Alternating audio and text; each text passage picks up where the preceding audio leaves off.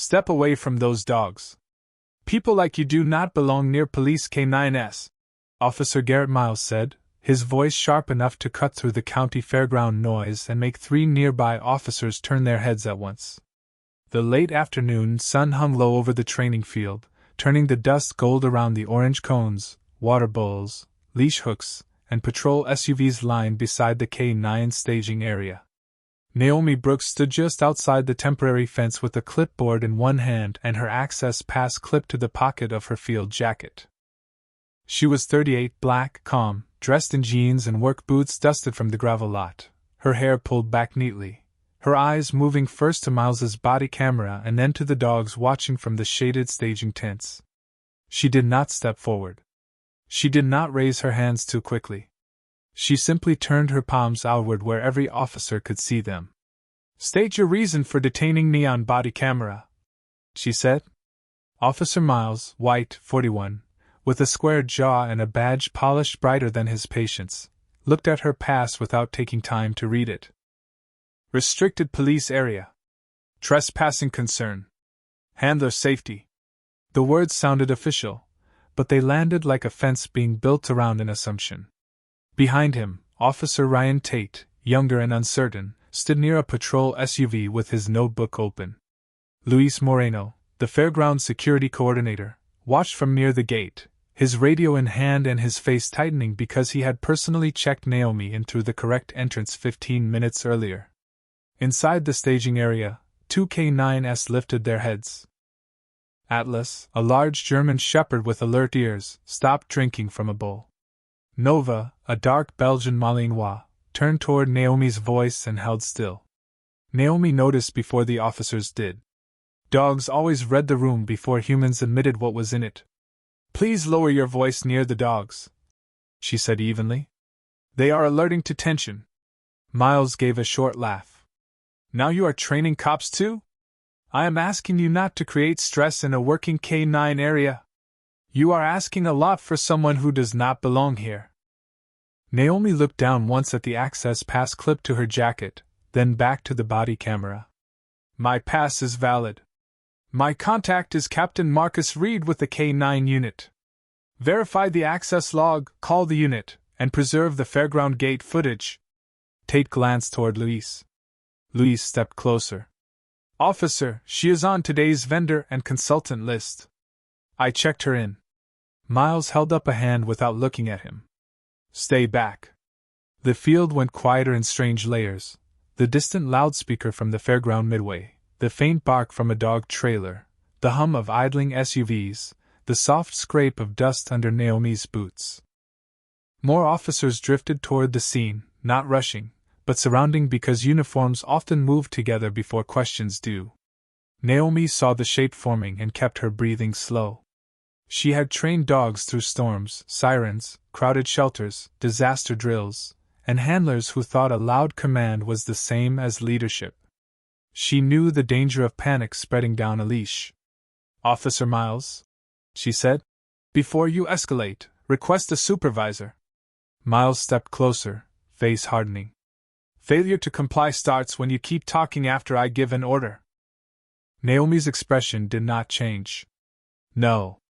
Failure starts when you ignore verification because the person holding the pass does not match what you expected." Tate's pen stopped. Luis lowered his eyes for a second. Inside the fence, Atlas stood, leash loose under handler control, gaze fixed on Naomi. Nova rose beside him, silent and focused. Miles noticed the dogs now and turned his irritation back on Naomi as if their attention were her fault. "Back away from the fence." Naomi stayed still, hands visible, voice low enough that the dogs relaxed by half a breath. "I will not move suddenly around working K9s." Miles reached for the cuffs on his belt. The officers around her shifted. Dust moved through the warm light. Naomi looked once at Atlas, once at Nova, then back to the blinking red dot of the body camera. "Record that I requested access verification, supervisor review, and K9 safety protocol before arrest," she said. Miles smiled without warmth. "We will record plenty." Naomi stood in the circle of uniforms, not small, not loud, not defeated, while the dogs behind the fence watched the woman they remembered before the men around her understood who she was. Naomi Brooks had learned to read a leash before she learned to trust a badge. Years before she stood surrounded at the county fairground with dust on her boots and an access pass no one wanted to verify. She had been the youngest trainer in a regional police K-9 program, the only black woman in rooms where men tested her patience before they tested her skill. She had learned that dogs did not care about titles, politics, or the kind of pride people carried into training fields. Dogs cared about breath, timing, tone, consistency, and whether the hand holding the leash deserved trust.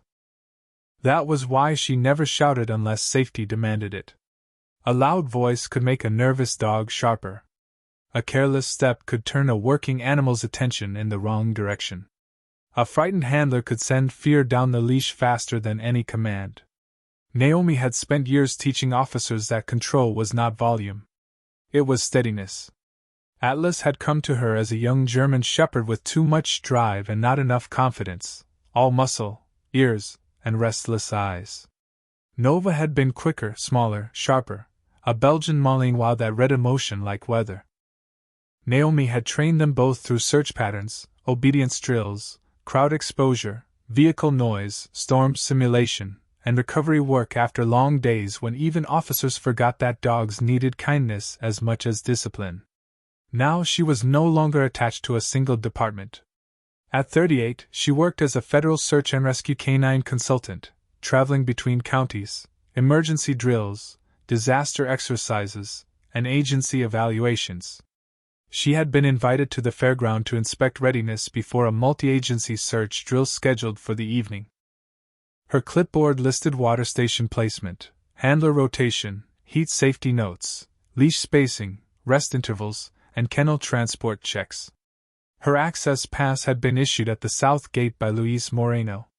Her contact, Captain Marcus Reed, knew she was coming because he had once been one of the officers she corrected until he became good enough to lead. None of that was printed across her forehead. To Officer Miles, she was just a black woman near a police K-9 fence, speaking calmly where he expected apology. He stood in front of her now with cuffs in hand, while the officers around him shifted into a loose circle that made the air feel smaller. Officer Tate looked at Naomi's pass again from a few steps away. "It has a consultant marking," he said carefully. Miles did not turn. "Anyone can get a plastic badge at a gate." Luis raised his radio. "I can call the gate log right now." Miles pointed toward him. "Do not interfere." Naomi watched Atlas through the fence. The dog's ears were forward, but his mouth had softened. Nova's handler held the leash correctly, loose enough not to transmit panic. Naomi was grateful for that small mercy. "Officer Tate," she said, keeping her voice low, "please note that tightening leashes while officers crowd the fence can create unnecessary stress." Miles laughed. "You hear that? She is giving instructions during her own arrest." Naomi looked at his body camera. "I am giving safety information in a working dog area." The fairground loudspeaker crackled in the distance, announcing a lost child station near the main pavilion. Somewhere beyond the field, families bought lemonade and funnel cakes, unaware that an emergency drill meant to protect them was being delayed by an officer too proud to read a pass. Miles stepped closer. "Turn around." Naomi did not argue. She slowly set her clipboard on the hood of the nearest patrol SUV and kept both hands visible. "Before you restrain me, record that I requested supervisor review, Captain Reed verification, fairground footage, and the access log." Tate's pen moved then. Not fast, not confidently, but it moved. Miles saw it, and his jaw tightened. "You are not special," he said. Naomi turned her head enough to meet his eyes. "No," she said. "But the truth is specific."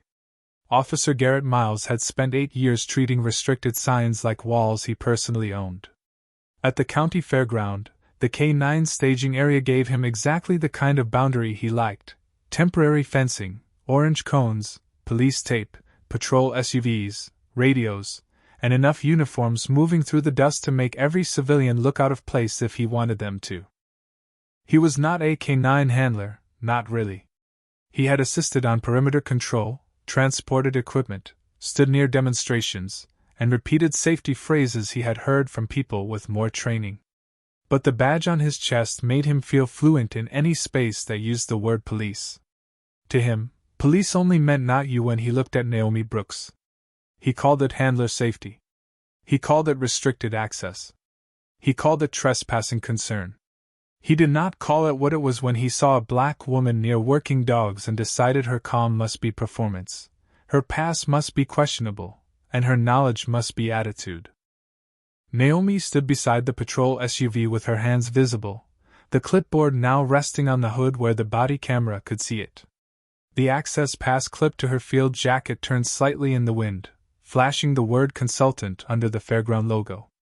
Officer Tate had noticed it. Luis Moreno had confirmed it. Even the dogs had softened at the sound of her voice. But Miles kept pressing forward because a mistake admitted early would have cost him less than a mistake defended loudly, and pride rarely chooses the cheaper price.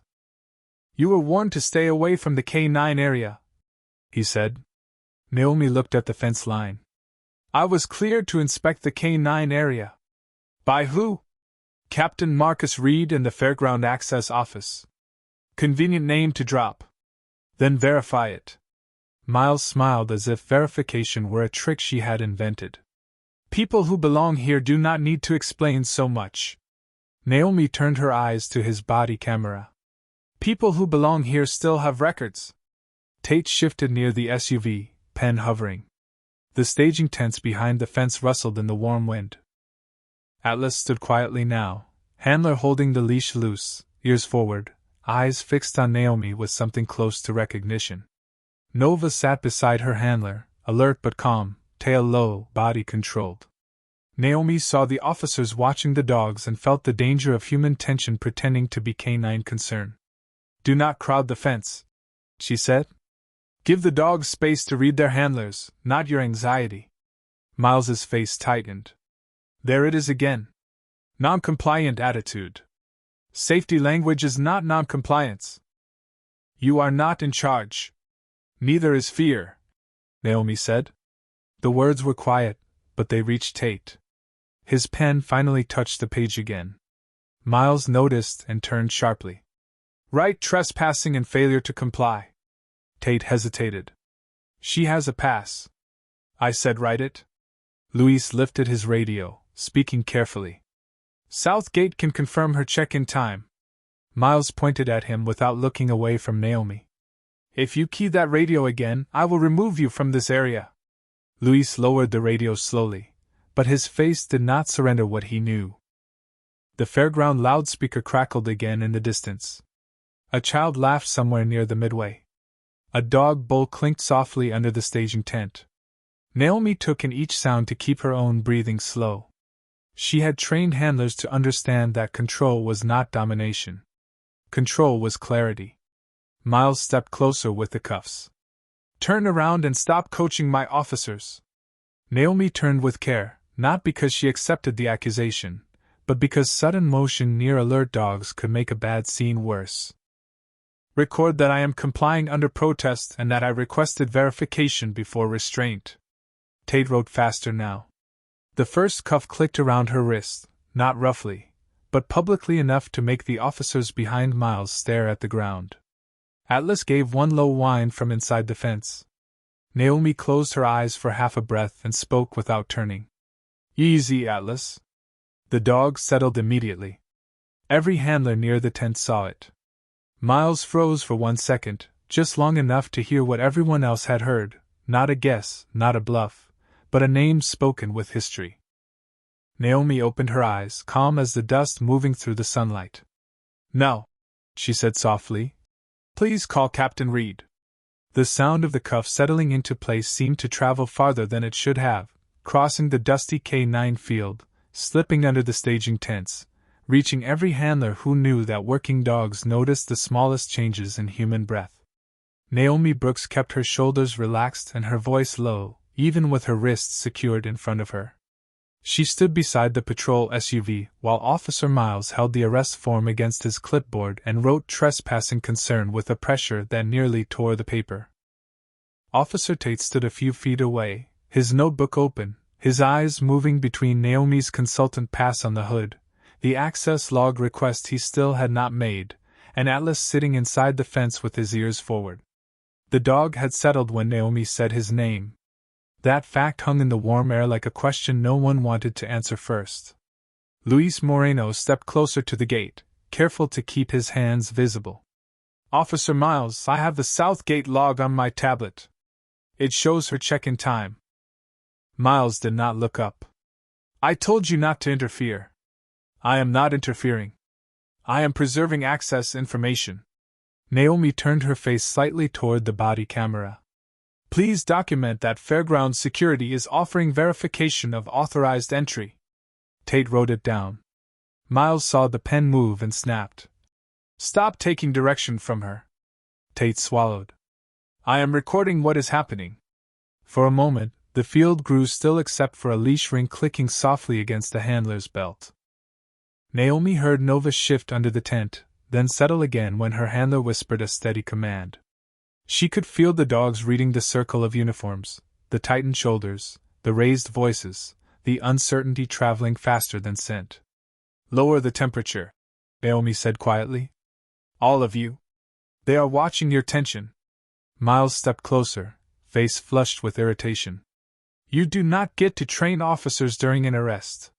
Naomi looked at him, calm but unyielding. Then do not make the dogs pay for your pride. The words landed harder than she intended, but she did not regret them. Officer Tate looked toward the staging area, where Atlas's handler had now placed one hand gently against the dog's chest, not restraining him, only reassuring him. Inside the tent, water bowls caught the sun.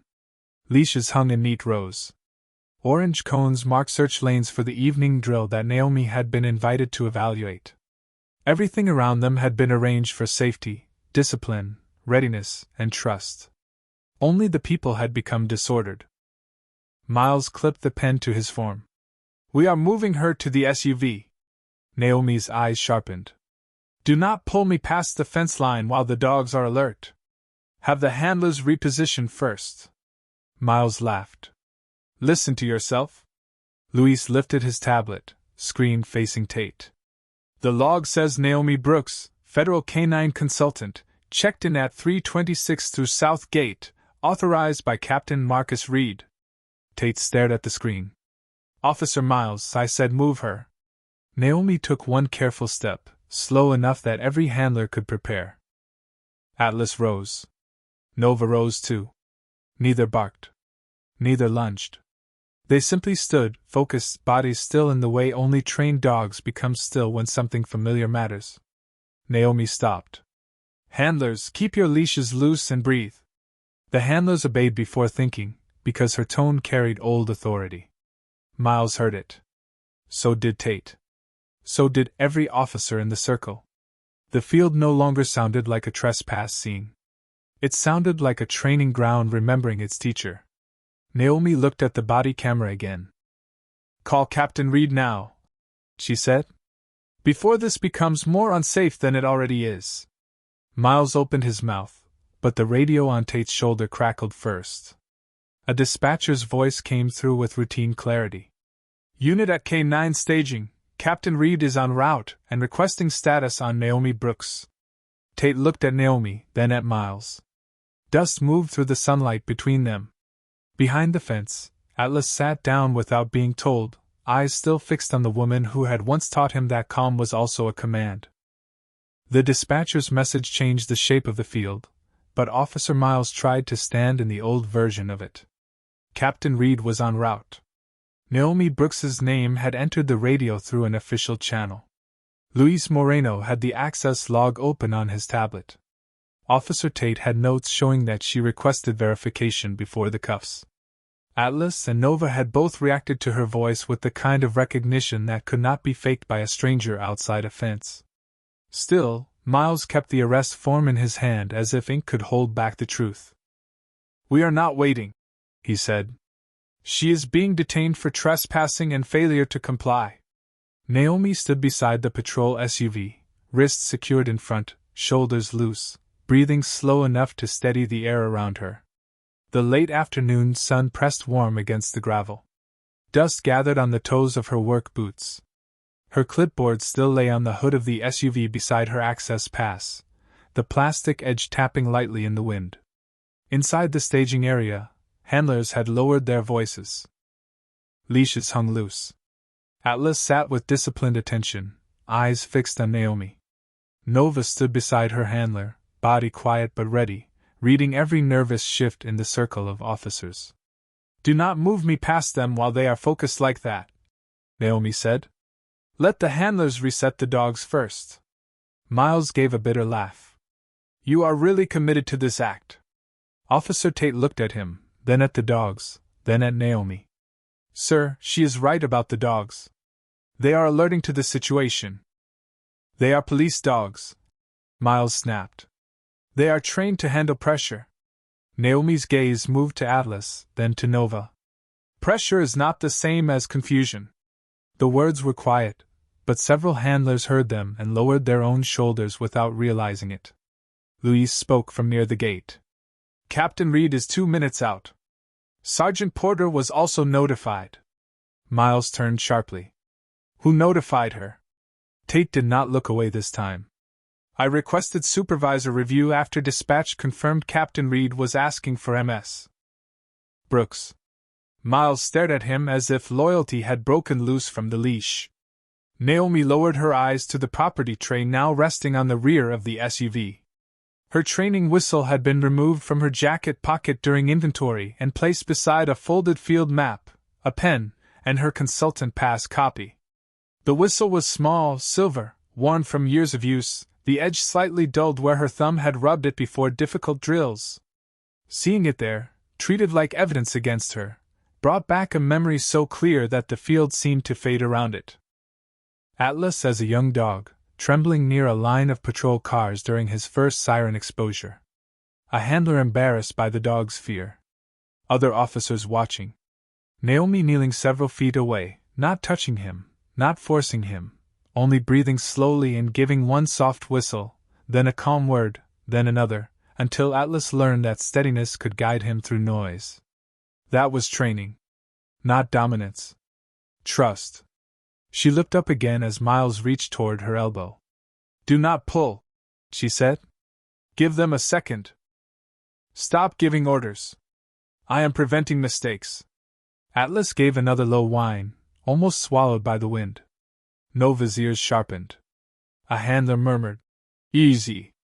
Naomi spoke without raising her voice. "Good dogs. Hold." Both dogs stilled. This time no one pretended not to notice. Tate's pen moved quickly. Louise pointed toward the access road. "Captain Reed is here." A black K9 unit SUV rolled through the gate and stopped near the staging tents. The driver door opened, and Captain Marcus Reed stepped out in a dark unit uniform, black, 45, tall, composed, eyes already taking in the cuffs, the access pass, the dogs, the officers, and Naomi's face. The handlers straightened. Atlas rose to his feet. Nova's tail gave one controlled sweep. Miles lifted his chin, preparing to explain first. Captain Reed did not look at him. He looked at Naomi, and the anger in his face became something quieter and deeper. "Ms. Brooks," he said, voice carrying across the field, "why are you in cuffs at my drill?" Naomi did not answer immediately. She looked at the body camera on Miles's chest. "That," she said softly, "is what I have been asking them to document." Captain Marcus Reed's question left the field quieter than any command could have made it. Naomi Brooks stood beside the patrol SUV with her wrists secured in front, dust on her boots, her access pass lying on the hood, and her silver training whistle resting in the property tray like something too small to explain the weight of the mistake. Reed walked toward her without rushing. He did not raise his voice at Miles. He did not perform outrage for the handlers, the officers, or the fairground staff watching from the edge of the staging area. His eyes moved over the scene the way a good K9 commander's eyes should, first to safety, then to evidence, then to people. "Who authorized the restraint?" he asked. Miles stepped forward, trying to recover the room before it fully left him. Captain, she entered a restricted K9 area and refused lawful instructions. Reed looked at the consultant pass on the hood. This pass was issued through my unit. Luis Moreno lifted his tablet. Southgate log confirms check-in at 3:26, authorized by Captain Reed. Officer Tate added, voice careful but clear. She requested access verification, supervisor review, and canine safety protocol before restraint. Miles turned toward him sharply, but the sentence was already out. Naomi kept her gaze lowered toward the whistle. In the warm late light, the metal looked almost white. She remembered Atlas as a young dog, afraid of siren drills, pressing his body low to the ground while embarrassed handlers mistook fear for failure. She remembered sitting several feet away, not touching him, not crowding him, letting her breathe become the first safe thing in the noise. One soft whistle. One calm word. One patient repetition after another until the dog lifted his head and chose trust over panic. She remembered Nova later, all fire and speed, learning that discipline did not mean losing softness. Those memories steadied her more than the officers around her ever could. Reed followed her eyes to the tray. Why is her whistle logged as property? Miles answered too quickly. It was removed for safety. Reed's face did not change, but every handler in the staging area felt the wrongness of the answer. That whistle is part of why half these dogs can work a disaster scene without breaking focus. The wind passed through the leash hooks, making them tap gently against the metal rack. Atlas stood inside the fence, leash loose, body still, eyes fixed on Naomi. Nova sat now, tense but controlled, waiting for a signal older than the confusion around her. Reed turned to the handlers. Bring Atlas and Nova forward under control. Slow approach. Loose leash. No corrections unless necessary. Miles stiffened. Captain, I do not think that is wise while she is detained. Reed finally looked at him fully. You already made enough decisions without understanding this field. The words did not shout. They closed the door. Naomi lifted her eyes as the handlers guided Atlas and Nova through the gate. Both dogs moved with focused recognition, not chaos, not threat, only certainty. The dust glowed around their paws. The field held its breath. Naomi kept her body still and her voice low. Easy. Atlas's ears softened. Nova's tail moved once. They came to her side and sat, one on each side, calm as if returning to a lesson they had never forgotten. Reed looked at Miles, then at Tate's notebook, then at the body camera blinking on Miles's chest. Those dogs do not rush to suspects, he said. They rush to the woman who trained them. Miles froze. Tate stopped writing for half a second. Luis lowered his tablet. The handlers stared at Naomi with the recognition their own officers had arrived too late to offer. Naomi did not smile. She looked down at Atlas and Nova, at the quiet weight of their trust, and let one breath pass through her. In that breath, the field understood what the badge had failed to see. Officer Miles did not move when Captain Reed's words settled over the K9 field. For the first time since Naomi Brooks had been stopped, the officer with the loudest voice had nothing ready to say.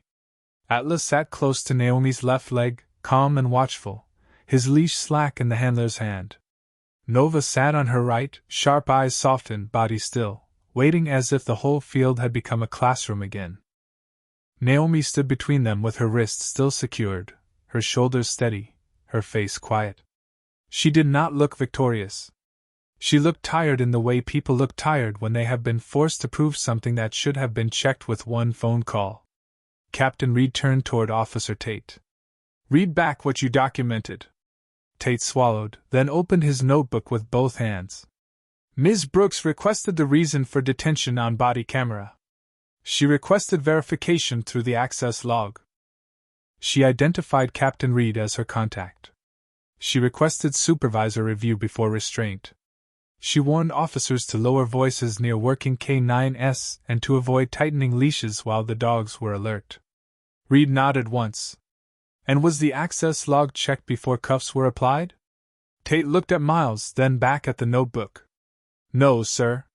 Luis Moreno lifted his tablet again. The log was available the entire time. The sentence was simple, but it placed a mirror in front of everyone. Sergeant Elaine Porter arrived then in a marked supervisor SUV, stepping into the dust with the controlled pace of someone who had already heard enough on the radio to know the scene needed truth more than volume. She was 47, white, composed, and her first glance went not to Miles's wounded pride but to Naomi's cuffs, the pass on the hood, the property tray, the dog sitting calmly beside her, and the body camera blinking on Miles's chest. "Who is the detainee?" she asked. Reed answered before Miles could reshape the story. "Naomi Brooks. Federal Search and Rescue Canine Consultant. Former police Canine trainer. Invited by my unit. Logged through South Gate at 3:26. Porter looked at Miles. "What independent basis remains for detention?" Miles's mouth tightened. "She was in a restricted area," Louise said. "With authorized access." Tate added, softer but clear. "And she had not crossed into the fenced zone when initial contact began." Porter's face hardened by a degree. "Remove the restraints." Miles hesitated. It was not long, but it was long enough for the field to feel the last piece of his pride trying to hold on. Porter repeated, lower this time. "Now." Tate stepped forward and unlocked the cuffs with careful hands. Naomi did not rub her wrists. She did not perform pain for witnesses. She simply let her arms lower and breathed once, while Atlas leaned his shoulder lightly against her leg and Nova watched her face. Reed picked up the silver whistle from the property tray and held it out to her, not like evidence, but like a tool returned to its rightful hand. Naomi accepted it with her fingers closed around years of patience. Porter turned to Miles. "Preserve all body camera footage, radio traffic, fairground gate logs, staging area camera footage, and the written arrest basis. You are removed from this drill pending review." The words did not explode.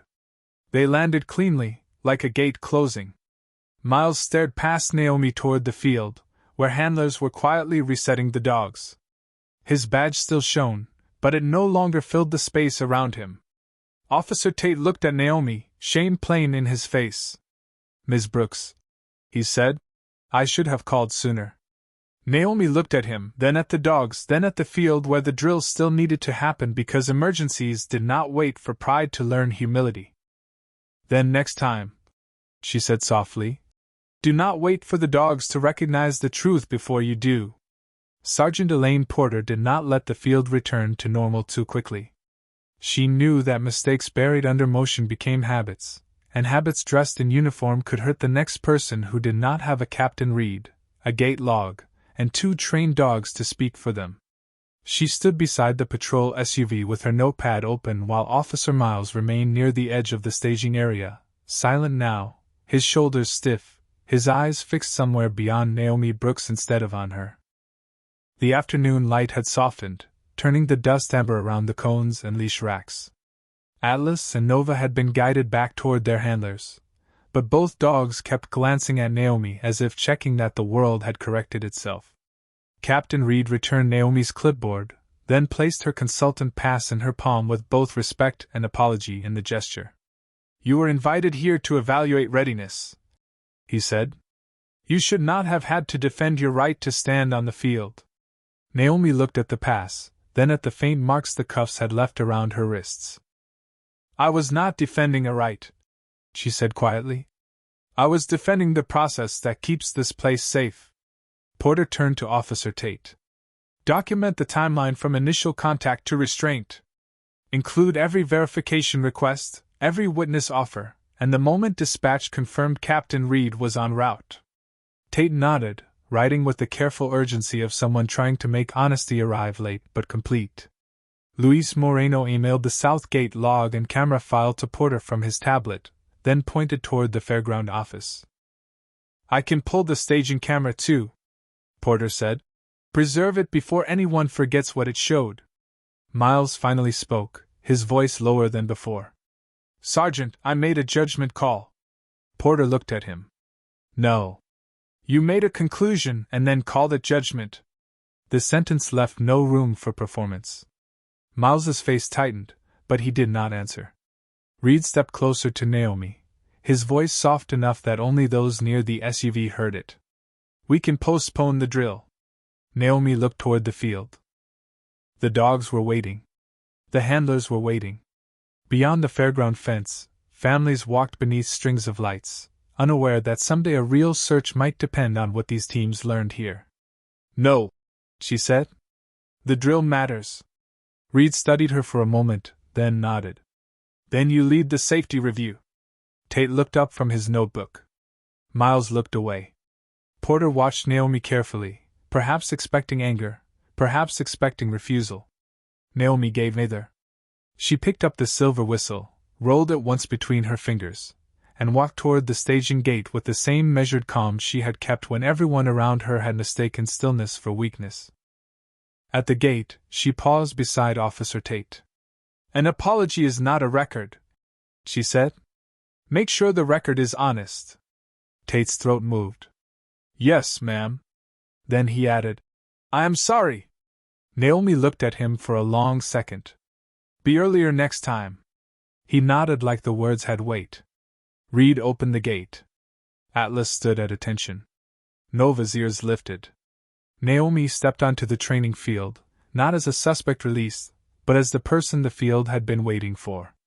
She faced the handlers, the officers, the dogs, and the fading sun. Start with loose leashes, she said. A good search begins with trust. No one laughed. No one interrupted.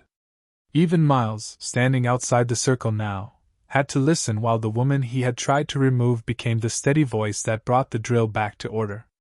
The drill began again under the last warm light of the evening, not with shouting, not with sirens, not with anyone trying to prove command through volume, but with Naomi Brooks standing near the center of the K9 field, one hand holding her clipboard, the other resting near the silver whistle returned to her pocket. Orange cones marked the search lanes across the dry grass. Water bowls gleamed beside the staging tents. Leashes hung loose in the hands of handlers who now listened more carefully than they had before. Atlas moved through the first pattern with steady focus, nose low, ears forward, his handler walking with a softer grip because Naomi had reminded them that trust traveled down the leash. Nova followed on the second lane, sharp and fast, then settled at the marker exactly when her handler gave the signal. Naomi watched every step, every breath, every hesitation, and every correction that did not need to be sharp because the dog already understood. Captain Marcus Reed stood a few yards behind her with his arms folded, not guarding her, not speaking for her, only making sure the field recognized the authority it had almost humiliated. Luis Moreno remained near the gate, saving the last camera files to the fairground system. Officer Tate sat on the open tailgate of a patrol SUV, writing the timeline slowly, adding details he might once have left out because silence had seemed easier than courage. Sergeant Porter reviewed the body camera numbers, the radio traffic request, the access log, and the arrest basis with a face that promised the record would not be softened for comfort. Officer Miles stood apart near the temporary fence, no longer at the center of anything. The badge on his chest still caught the sunset, but the light did not make him larger now. It only showed him clearly. Naomi did not look back at him.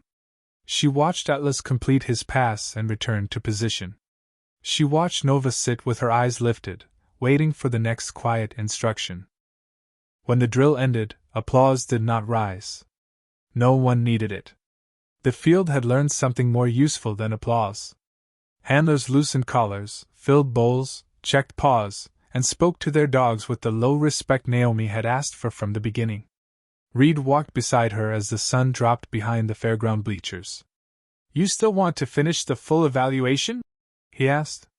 Naomi looked across the field where the leashes lay still on the grass, no longer tight with confusion or pride. Yes, she said. A bad beginning should not ruin good training. Reed nodded, and the two of them stood quietly for a moment, while the evening air cooled around them. At the gate, Tate closed his notebook and looked toward Naomi as if he wanted to say more, but he did not force another apology into a space that needed honesty more than words. Porter placed Miles's report into a folder and walked him toward her supervisor SUV, away from the staging area he had treated like a throne. Naomi reached into her pocket and touched the whistle, feeling the worn edge beneath her thumb. Atlas and Nova sat side by side near the fence, calm, bright-eyed, waiting. She gave one soft whistle, barely louder than the wind moving through the grass. Both dogs looked up at once. No barking. No chaos. No fear. Just recognition. Naomi smiled then, small and private, and rested her hand on Atlas's head before giving Nova the same gentle touch. The sun slipped lower, leaving a thin gold line across the badge on Reed's uniform, the fairground dust, and Naomi's steady hands. Behind her, the leash hooks were quiet. In front of her, the field was ready. And for once, the silence sounded exactly like justice.